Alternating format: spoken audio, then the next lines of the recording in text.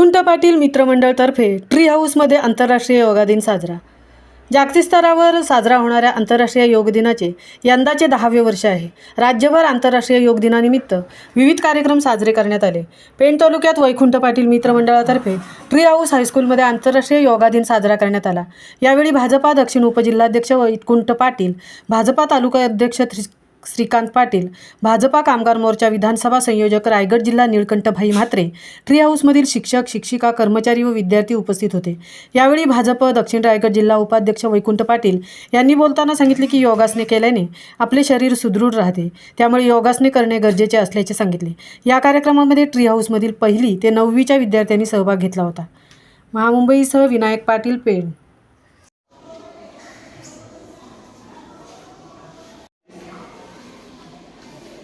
Let's go inside fold करो 1 6 7 8 9 10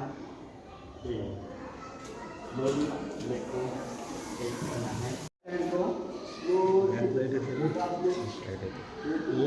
तिकडे त्यांनी तोंड करायला पाहिजे।